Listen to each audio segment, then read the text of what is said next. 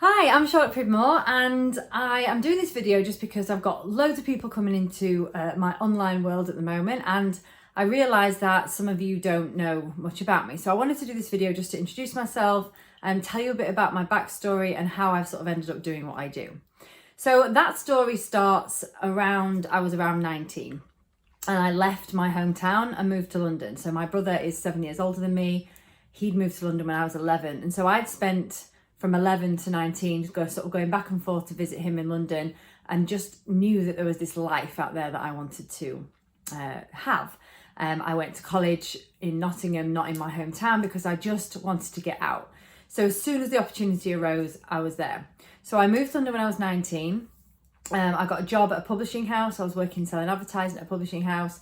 And when I was 20, I experienced what I would now call a significant headline trauma, but one that I did not deal with, did not process. And to be honest, I didn't even recognize it for what it was until much, much, much later. And that pretty much set the tone for those 10 years. I had various different jobs. I lived for my weekend. And after that experience, I very quickly fell into a relationship that I ended up being in for 9 years.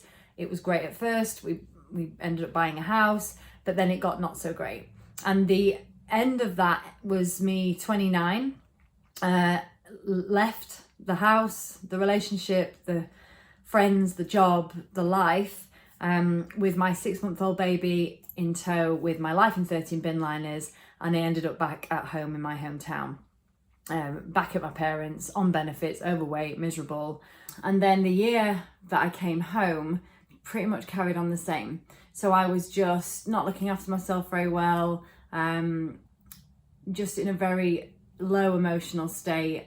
Had a good time as well. You know, it wasn't all bad. I moved in with my best friend who had just separated with her fiance, and we had a great time. But when I look back now, it wasn't actually the greatest period of my life by a long stretch.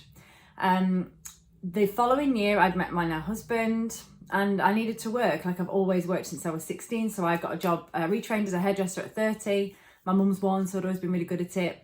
And then I ended up working in a salon, and I worked there for 5 years. And I just got to this point where I was just a bit like this can't be it. Like I had such big dreams. Like I moved to London. My brother's 7 years older than me. He'd moved to London. My brother's a television director. So from the age of 11, I'd sort of been going to London and coming back and going to London and coming back. So I had this concept that there was more available, that there was a life out there that I wanted to have. So I'd got to 35 and I was like, this can't be it. Like I can't be working in a salon. And there's nothing wrong with that. Like I love the profession. There's nothing wrong with it, but it wasn't what I wanted. I'd met my husband. We were happy. Like life was good, but I was like, this isn't it. Around that time, I got introduced to a business. It just got a flyer through my door. And it just said, would you be interested in earning an extra £2,000 around your current circumstances? I was like, yep. Even though I had no idea what it was, no idea how to do it, I just said, my gut said yes. So I said yes to that. And the next 7 years was spent building that business, and I became very successful. During that time though, the thing that made me successful is the personal growth that I got into. So I was just, I'd gone from never watching a YouTube video hardly ever, never hardly reading, to reading a book, reading loads of books, watching loads of YouTube, going to loads of trainings, following loads of coaches, following loads of, thought leaders and inspirational speakers, and going to events. And I just got obsessed with the world of personal development. And the reason that it was so relevant in that business is because everybody got given the same opportunity. So everybody got given the same product, the same opportunity. And I witnessed some people absolutely smash it and some other people not. And in my own team, I saw the same. There would be the few that just was able to do it, and there was others that weren't. And I was like, why is that? So I sort of became fascinated with why people are the way they are. And so I was asked to speak at big company events, and every time I spoke, it was always to do with personal development. And within my team, that's what I coached on, because the theory that has run through my life and through my now business is that people don't really have to know what to do. Like you can find out how to do something, by clicking a button on Google or going to YouTube. You can find out how to do something. What I'm fascinated about and what really interests me is, if we know what to do, why don't we do it? Like, what is the thing that holds us back? So, and I was that way, like I felt stuck. So within the first year of that business, I didn't do the do. And I was watching all these other people like become successful, and I was like, why can they do it and I can't? So it forced me to sort of look inwards, and it exposed my limiting beliefs. It exposed my my fear. Oh God, did it expose my fear? It exposed everything, and over time I picked through those things and therefore the outer success became a reality. Then I got to about 7 years in, and somebody just said to me one day, you should coach outside of this business, you'd be really good at it. And I was like, well, I can do that. Like, I can do that. And they were like, yeah, like you can do that. So I like literally lit up like a Christmas tree, and I was like, right, okay, how do I do it? Like, how do I do it? And this fire was lit in me, because I was like, I want to be that person. I want to be the person that helps somebody else. I want to do this for a living. Like, this is just the best thing I can ever imagine doing. So I retrained. I got my ultimate life coach qualification. I got my NLP practitioner, my timeline therapy practitioner, and I got to work. And so what happened then was the transition in those businesses. I still have the other business, but it was the transition between those two periods was a very, very difficult one, because obviously I wasn't as engaged in the original business as much. So my income dropped. And because I hadn't learned to have the incredible mindset around money. I hadn't learned how to manage finances. I hadn't learned any of those things. So I had earned all this money in my first business, and I hadn't managed it. Because it just wasn't my habit. So we ended up nearly bankrupt. We ended up I lost my car. It was just a horrific time. But all through that, I was like, I have faith that if I keep going, that I can make a success of this, because I don't want to do anything else. So there has been a huge highs and lows throughout my journey over the last 9 years. And that has all led me to doing what I do now. And so what I recognize is that there are, I call it the women in the gap. Now, I've had some traumatic things happen to me, but they weren't, in my mind, and I think a lot of women will relate to this, in my mind, it wasn't that bad. It wasn't like what I call a headline trauma. So when I call it a headline trauma, because it's like the things that they would write in newspapers about, the things that would be on the news, like the extreme of the traumas. That's what we hear about. And because we hear about that, when something happens to us that's under that umbrella, we think, well, it wasn't that bad. And people say, well, if you think that's bad, you ought to hear what happened to me. And we don't talk, and we don't speak, and we don't process the impact of these things. And every single time something happens, and I call these things, there's your headline trauma, and then you've got your paper cuts. And every time this paper cut happens, we believe a little less in ourselves. Our self-worth lowers a little bit.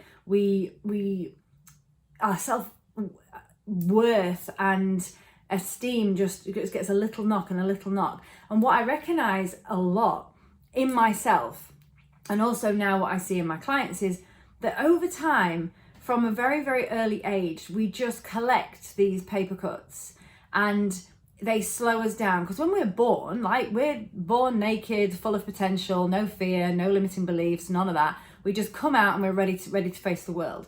And then life happens to us. And depending on what situation we're born into, depending on what is modeled to us by our parents, depending on what happens to us through school and adolescence and our 20s, those things they restrict us and restrict us and restrict us. And what I see is like loads of women, usually around 30, their early 30s, just grinding to this halt, or settling for the life that they have, when the dream of a life more extraordinary is still there. For some that light goes out, for some it still flickers very, very deeply, but because of their circumstances and the things that have happened, they end up just not moving and not doing. And that's my passion, because that was me. I felt completely restricted by my lack of belief, my lack of self-worth, my who does she think she is, mean girl in my head, my everything. And I could see it. Like, I could see all these things that were available, and I felt like it was like, I'm here on this island, and this is the island where nothing great happens, and all those people are different to me. They've got to be different to me, because why can they do it and I can't? And so my life has been about unpicking the things that freeze you and learning to walk with them, learning to process them and walk with them.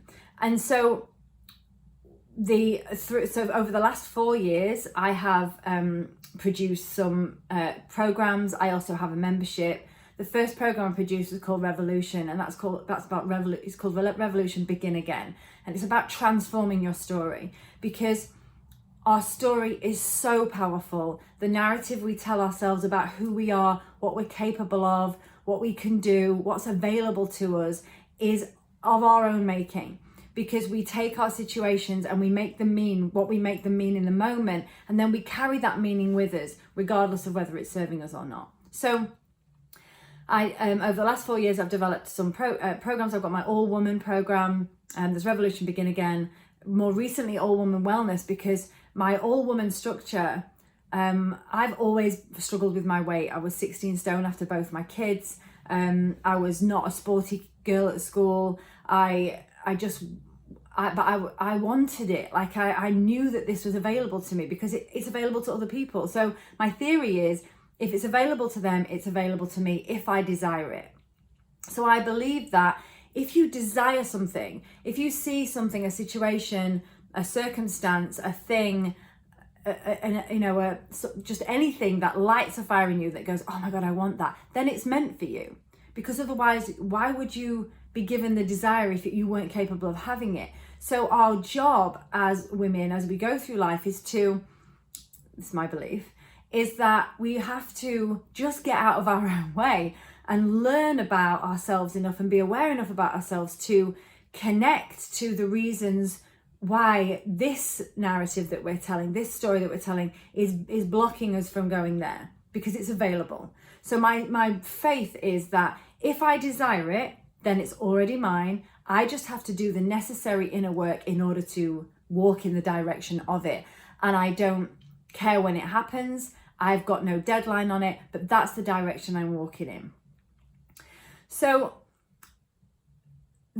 I think so when the women in the gap are the women there's the women who have had headline trauma, who have dealt with it or not dealt with it, and chosen the path, their life has taken a certain path.